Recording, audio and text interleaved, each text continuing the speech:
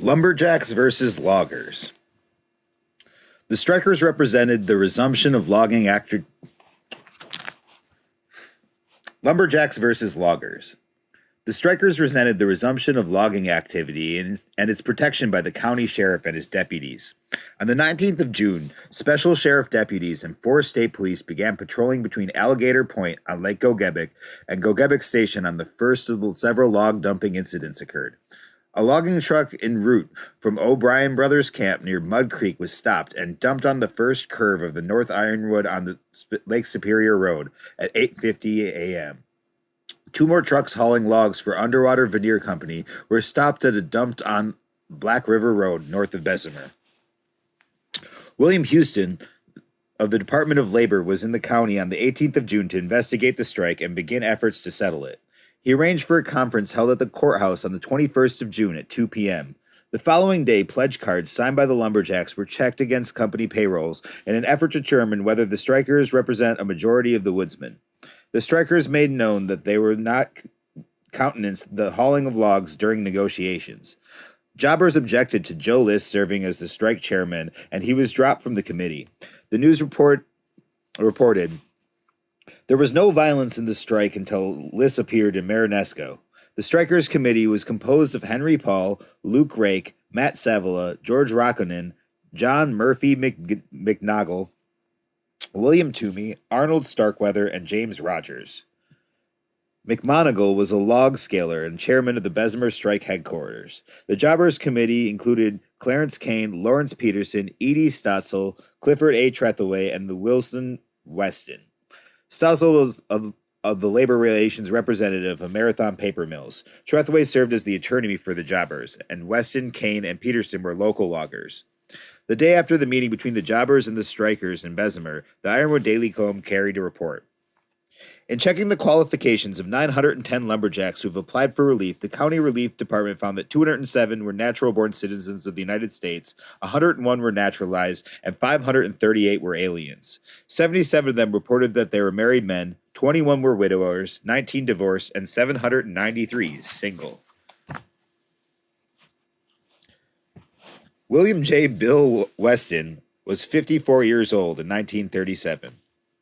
He came from the area from Wisconsin about 1903 and worked as a surveyor and timber cruiser for various lumber companies, including Old Brooks and Ross, before going into business for himself. In 1910, he published maps of Gogebic County, some of which may be seen at the Wakefield Historical Museum. Bill Weston lived in a large house on the corner of US 2 and Indian Head Road and was a successful lumberman. Weston had a logging camp on Ethelwood Grade, north of Marinesco. One of his specialties in later years was selling bird's-eye maple to European cabinet makers. John Capo described how Italian cabinet makers would come to the area and select the trees that they wanted to have cut.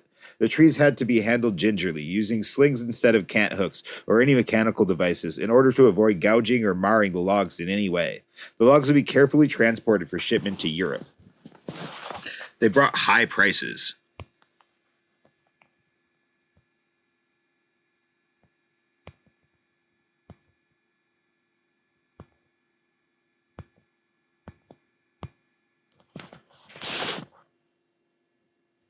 Weston was a hardy, tough, and independent individual who didn't put up with any nonsense. There's a story about him tossing a lumberjack out of his office for cussing in the presence of a lady. Some say he was perhaps a bit too tough and irascible. Addie Conley worked for the Bullcock for Weston and said Weston pretty near got killed 2 or 3 times at Mike Mishko's bar by lumberjacks who piled on him. Ed Cox was 20 years old in 1935 when he went out of his cabin near Thieler's Spur and found Weston had burned it down. Ed had worked in the Thieler Brothers sawmill before Weston began his operations there. Weston promised to pay a certain amount as an hourly wage, but went back on the deal, Ed said. Ed had intended to stay in the cabin to save money on board while he worked for Weston. He ended up spending 8 or 9 days in Weston's camp, getting room and board in order to make up for the loss. Weston told him, "If you don't like it, you can get the hell out of here. I'm going to stay here and board it out," Ed told Weston. "You won't get anything to eat," Weston replied. Ed responded and said, "Listen, Buster, if I don't get something to eat in there, I'm going to dump the first hot kettle of booyah right in your lap. If I don't eat, you won't." It was a touchy situation for days as Ed controlled his desire to box Weston's rosy jaws with a pickaxe. Once Ed began working for them, he found that Ed knew what he was doing and would do things the way that Weston wanted them done. The two strong-willed individuals got along okay after the first dispute. At 9 a.m. on the morning of 23rd of June, a few hundred lumberjacks gathered at the edge of the village of Marinesco and forced three logging trucks coming from the Anhonen brothers' camp to the side of the road. The strikers smashed windshields and dumped the logs. Sheriff Deputy Leo Idzbeski and two truck drivers were injured by rocks thrown at the windshield by strikers. Their deputy tried to lead the truck, driven by Teovio Kivi, who could not get through the crowd, so he tossed a tear gas bomb, which went off in his hand and burned it. Truck driver Harold Anderson suffered injuries to his arm and leg caused by the rocks, and driver Arnold Naimi was also struck in the shoulder. Anna Posana Cox recalled the log dumping incident. One day in June, a big group of lumberjacks threw rocks at the logging trucks that drove up the road near our house. The logging trucks had a steep grade to drive up. The strikers would hide in the woods along the roads and throw rocks at the trucks when they came slowly up the hill. One day, a load of logs was dumped on our land by the strikers. The sheriff came over and warned us not to use the wood. It sat there for weeks. I finally had to cut up for firewood. Ed Cox recalled, everybody had a lot of free wood there in Marinesco. They'd stop the trucks there in the road and back them up into somebody's yard and unload them. The lumberjacks would saw them up into firewood in return for food. Similar dumpings happened all over town. Logs were dumped right on Main Street near the hospital in Marinesco. The lumberjacks only stopped logging trucks, but this did not prevent the mill from operating. During one such incident, the state police chased a lumberjack into the swamp at the edge of town and shouted to him, "Come out and give yourself up." The lumberjack shouted back, "You come in and get me, and only one of us will come out." So the state police left him alone. Addie Conley recalled going in Ahonen's, looking for a job, and the clerk asked me, "What's your name?" Old Victor Ahonen came out of the office and told me, "Get out of here. We don't hire anybody from Marinesco." The Ahonen camp was located at Wally's Siding, named for Wally Gundick, a section foreman at Gogebic Station for the Chicago and Northwestern Railroad. It has a landing for logs. Ed Cox and James Wood were at the Boniface camp too once, in the 1930s, and because it was a rainy day, there was no work. They walked 10 miles down the railroad tracks and found a bolt from the rifle on the way. Ed picked it up and walked along Ahonen's camp to the Gogebic branch of the Ontonagon River. When they arrived at the camp, they asked about having lunch. "Nope, we don't give out lunches."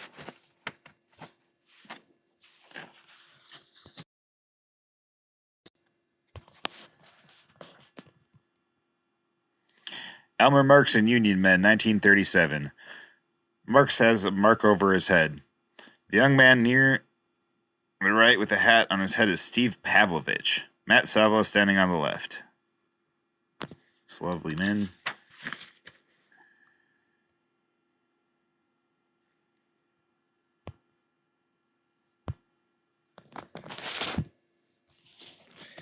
Ed said that they were prepared to pay, but they were still turned down. Before leaving, he noticed a .22 caliber rifle hanging on the wall, minus a bolt.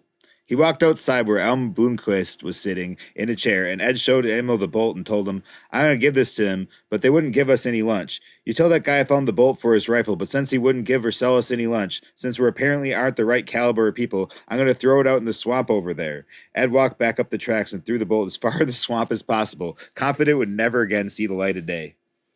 The state police tried to keep their eye. Ed walked back up the tracks and threw the bolt as far in the swamp as possible, confident it would never again see the light of day. The state police tried to keep their eyes on the lumberjacks' activities. A group of lumberjacks started out from the Old Town Highway 64 towards Lake Gogebic, and the state police followed. When the lumberjacks got around the corner, they would run off to the woods and they'd disappear, so the police wouldn't know where they went. Other two trucks were stopped and dumped on the US 2 between Bessemer and Ironwood on the afternoon of the 23rd of June by a crowd of 50 lumberjacks, and one of the truck drivers was roughed up.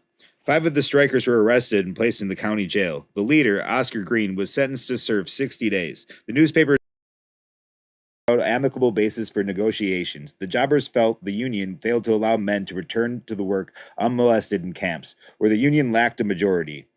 The jobbers publicized their willingness to agree to sing about amicable basis for negotiations. The jobbers felt the union failed to allow men to return to the work unmolested in camps, where the union lacked a majority. The jobbers publicized their willingness to agree to single beds spaced 4 feet apart, bathing facilities such as showers, tubs, or steam baths, a place to properly wash and dry clothes, washing of blankets at single beds spaced 4 feet apart, bathing facilities such as showers, tubs, or steam baths, a place to properly wash and dry clothes, washing of blankets at least once every 2 months, and not less than 3 blankets for each bed during the winter. They reiterated their support for an orderly election in the camp at any time after the Lumberjacks returned to work to determine whether a majority wishes a union. William Houston finally left in disgust, according to the newspaper, after his attempts to mediate a settlement ended in a deadlock. He was disappointed that the union records were not complete enough to determine whether its members were in a majority. His opinion was that the union leaders had gone to organization of union calling the strikes and this due to their lack of experience. The Gogebic County Sheriff's Department at this time had only 7 employees. Kenneth J. McFarland was the sheriff. Edward W. Berlin was undersheriff, and Arthur Pitwell was term. There were 4 motor policemen employed who were paid $125. Novick, Frank Perlich, Idsbest, and Rat. The budget of the department was about $17,000. George was born in Vulcan, Michigan in 1989 and was a World War I veteran who had seen the St. Mihiel, Meuse-Argonne, Chateau Thierry, and the defensive sector. He had suffered damage to his eardrums by the ruptured explosions and was gassed. France awarded him with the Croix de Guerre, and Rat Soprani was considered to have one of the most outstanding war records of any local veteran. He became deputy sheriff following his discharge from the military in 1919.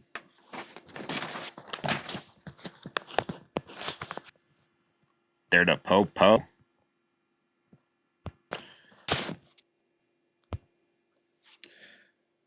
Leo Joseph Shupi Izbeski was born Edgar, Wisconsin, and moved to Bessemer with his parents in about 1898. During the First World War, he served as an engineer in a construction battalion in France from 1918 to 1919. He was later timekeeper in the Ironton Iron Mine until he was appointed police in Bessemer in 1920. In 1907, he became deputy sheriff under John Johnson. Rat Soprani and Shupi Izbeski were old-fashioned, no-nonsense policemen. Louis Cointiero remembered them as being good cops. If a new man walked into one of the taverns in Marinesco, old lumberjacks would tell him, "If I heard Shoop and the Rat are after you, what you did now?" The rookie would usually look off and never come back. The Rat was one tough cop. He was a little bow-legged guy. They were both 1% law. During the strike, many windshields were broken on logging trucks that later only had peepholes to see out of. These attacks on logging trucks resulted in the county adding 18 special deputies to the sheriff's department for strike patrol duty. The strikers began circulating a petition attributed to Raymond Garvey, a sympathetic city commissioner, calling upon the sheriff and county board to stop spending our tax money for the purpose of breaking the lumber workers' strike. By encouraging the use of scabs in this strike, you are inciting to violence. A mass meeting was held at 7 p.m. on the evening of the 24th at the farm on Vaughn Street in Ironwood. George Lund, a CIO organizer for Duluth, Matt Savola, chairman of the strike committee, Luke Rake, president of the lumber and sawmill workers of the local 2350, Fred LeQueer, president of the Minnesota Timber Workers Union 2776, Sam K. Davis, the editor of the Timber Worker, Heimer, regional director of the Steelworkers Organizing Committee, Norman Harris, Ironwood organizer for the CIO, George Call, regional director for the CIO, and Raymond Garvey, Ironwood City Commissioner, were the speakers. The meeting was open to lumberjacks, WPA workers, miners, and everybody else. Mr. Harris stated the CIO's determination to help the lumberjacks as far as possible to win their strike. Messrs. and Savola lambasted the Daily Globe. According to the newspaper, Savola told the group that the strikers would not press the question of union recognition if their demands for higher wages and better camp conditions were settled. The Daily Globe took a dig at Savola.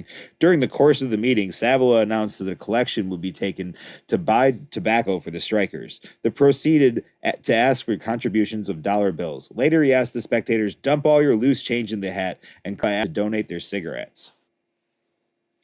There were ominous later in the week when the Ironwood Association of Commerce adopted a resolution calling for immediate steps to rid the city of vagrants and undesirables, apparently referring to the lumberjacks staying at the local strike headquarters. The Wakefield Rotary Club also passed a resolution condemning those un-American activities and acts of violence which are being nurtured and affected by undesirables and agencies within our county. The Daily Globe ran an article claiming one of John McNichols's employees had heard the lumberjack strike leader, a man from Duluth, tell a group of strikers in Bessemer, "Don't just windshields of the logging truck, the driver." Raymond Garvey expressed doubt that the strike leader had made such a statement. Joseph Clune urged the county board to adopt one of the resolutions forwarded by one of the organizations and informed the board member before state police had arrived in Wakefield.